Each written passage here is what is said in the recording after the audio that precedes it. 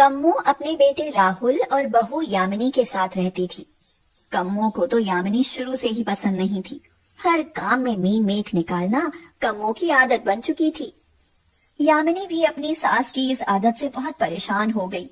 अरे बहू, ये क्या बाजार से सड़ी हुई बासी सब्जियां उठा लाई? लगता है बेकार साग सब्जी खिलाकर हमें मारने का इरादा है। अब तो भगवान ही बचाए। माँ जी, आपको तो जब देखो लड़ने का बहाना चाहिए। अभी 4 लोगों को इकट्ठा करूं तो वही बता देंगे कि सब्जी बासी है या ताजी। हाँ हाँ ठीक है, भला तुमसे कोई जीत पाया है? तुमसे तो 4 गांव के आदमी भी नहीं जीत सकते बहस करने में। चलो अब जो भी लाई हो वो बना लो, भूख के मारे आते से कुड़ गई हैं। यामिनी रसोई में जाते जाते बड़बड़ाने लगी। ये बुढ़िया मेरी जान की दुश्मन बनी हुई है। न जाने किस दिन पीछा छूटे इनसे, जब देखो तब लड़ने के लिए तैयार। क्या हुआ यामिनी, अकेले क्या बड़बड़ा रही हो? और क्या हो सकता है इस घर में, अपनी माँ की आदत तो जानते हो ना। देखो, तुम माँ की बातों को दिल पर मत लिया करो, उनकी तो आदत ही ऐसी है। राहुल अपनी माँ के पास गया तो देखा कि वो भी गुस्से में थी। क्या हुआ माँ? क्या हुआ ये पूछो, क्या नहीं हुआ? चलो अब जो भी हुआ छोड़ो, वैसे भी मुझे अब बर्दाश्त करने की आदत हो गई है। राहुल जानता था कि ये उन दोनों सास बहू का रोज का तमाशा है। कुछ दिनों बाद राहुल ने यामिनी से कहा, यामिनी, तुमसे कुछ बात करनी है। क्या हुआ, कहो क्या बात है? मैंने अपने दोस्त के पास जो कमेटी डाली थी ना, आज पता चला कि वो सारे पैसे लेकर भाग गया। मेरे साथ साथ और भी बहुत लोगों का पैसा लेकर भागा है। दिमाग चकरा रहा है। मैंने तो अपने जीवन भर की कमाई शेयर में लगा दी। पुलिस को इन्फॉर्म कर दिया है, अगर वो नहीं मिला तो। ये क्या हो गया राहुल?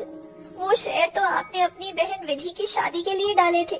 3 महीने बाद शादी है, अगर पैसे नहीं मिले तो हमारी विधि की शादी टूट जाएगी और बदनामी होगी सो अलग। मुझे भी बहुत चिंता हो रही है यामिनी। बाहर से उनकी बातें सुनती हुई कम्मो माथा पीटती हुई बोली, अरे ये सब इस नाच पीटी का करा धरा है। इसी ने सलाह दी थी कि कमेटी डाल लो, उससे पैसा बढ़कर मिलेगा और विधि की शादी धूमधाम से हो जाएगी। अरे अब क्या होगा मेरी बच्ची का? बारात दरवाजे से लौट जाएगी, मेरी बेटी बिन ब्याही रह जाएगी। हाय माँ, थोड़ा हौसला रखो, मैं पहले ही बहुत परेशान हूँ। इस तरह की बातें करके और परेशान मत करो। कई दिन बीत गए, ना तो वह आदमी ही मिला और ना पैसा। राहुल की इतनी आमदनी नहीं थी कि वह घर के खर्चे के साथ साथ अपनी बहन की शादी के लिए भी 3 महीने में पैसा इकट्ठा कर ले। राहुल, मैं तो कहती हूँ ये घर बेच दो, दिन कम बचे हैं, आखिर इतना पैसा कहाँ से आएगा? ये क्या कह रही हो माँ जी आप? घर बेचकर क्या फुटपाथ पर रहेंगे? कोई सोने की खदान तो तुम्हें मिलने से रही, मुझे तो इसके अलावा और कोई चारा नहीं दिखाई दे रहा। कम्मो भी तो सही कह रही थी। आखिर वकील लड़का ढूंढा था विधि के लिए। अगर ये शादी टूट गई तो ऐसा लड़का आसानी से नहीं मिलेगा। अगले दिन यामिनी सब्जी लेने मंडी गई तो उसने देखा कि एक ठेले पर एक औरत बासी सब्जियां बहुत सस्ते में बेच रही थी। बहन, ये सब्जी तो बहुत सस्ते भाव में बेच रही हो। हाँ बहन, मजबूरी है। पति बिस्तर पर बीमार पड़े हैं, घर में बच्चे भूखे हैं। आज कुछ राशन का अनाज बेचकर ये सब्जियां खरीदी हैं। इन्हें बेचकर ही गुजारा कर रही हूँ। कम से कम बच्चों को पेट भर खाना तो मिल ही जाता है। उसकी बातें सुनकर यामिनी ने फटाफट सब्जियां खरीदी और घर आ गई। घर आकर राहुल से बोली, मुझे कुछ पैसे चाहिए राहुल, मैं अब सब्जी बेचा करूंगी। तुम्हारा दिमाग तो नहीं खराब हो गया? तुम और सब्जी बेचोगी? आज मैंने देखा कि जब एक औरत बासी सब्जियां बेचकर अपने बच्चों की जरूरतें पूरी कर सकती है तो मैं क्यों नहीं? ये तो हमारी नाक कटवाने में लगी है। कोई क्या कहेगा कि कैसी मजबूरी आन पड़ी जो कम्मो की बहू सब्जी बेच रही है। माँ, विधि की शादी के लिए पैसा इकट्ठा करना है। आप काम नहीं आमदनी देखो। अगर रिश्ता टूट गया तब होगी बेइज्जती, सब्जी बेचने से नहीं। तुमने हमारी मानी ही कब है? जाओ बेचो सब्जियां, लेकिन ध्यान रखना घर का काम भी तुम्हें ही करना पड़ेगा। मैं कोई नौकरानी नहीं हूँ जो तुम बाहर रहोगी और मैं तुम्हारे घर के काम करूँगी। हाँ माँ जी, आप चिंता मत करो, मैं सब कर लूंगी। यामिनी ने राहुल से पैसे लेकर सब्जी लगाने के लिए एक ठेले का इंतजाम किया, जिस पर उसने मंडी से ताजी और हरी सब्जियां लाकर रखी। आइए, हरी सब्जियां ले जाइए, दूर भगाए बीमारी। ऐसी है हरी हरी ताजी सब्जियां हमारी। अरे वाह, तुम्हारी सब्जियां तो बहुत ही ताजी और हरी हैं। ये कटहल और पालक किस भाव दिया है? आज हमारे काम का पहला दिन है, इसलिए सारी महंगी सब्जियां केवल 40 रुपए किलो हैं। आपका जो मन करे ले जाइए।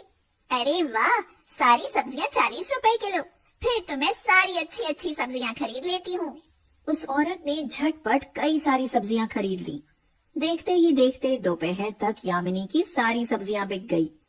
यामिनी मुस्कुराती हुई घर पहुंची तो कम्मो ने पूछा, बहुत मुस्कुरा रही हो, क्या बात है? लगता है कुबेर का खजाना मिल गया है तुम्हें।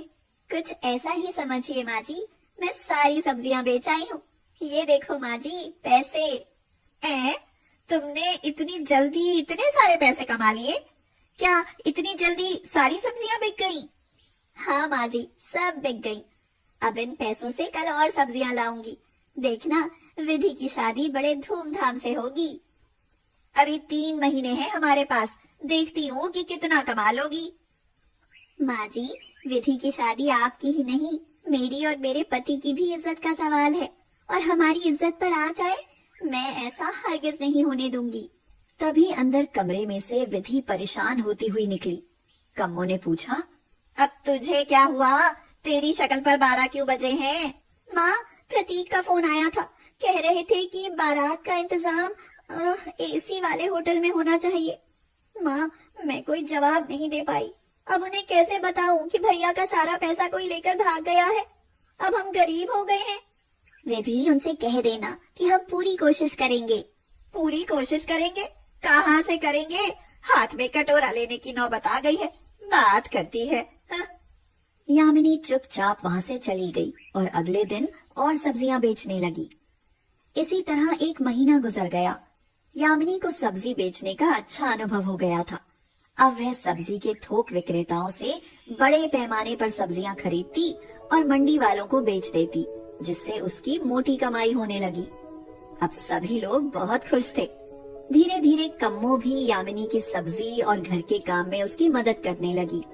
राहुल भी यामिनी की मेहनत और काम देखकर नौकरी छोड़कर उसकी मदद करने लगा।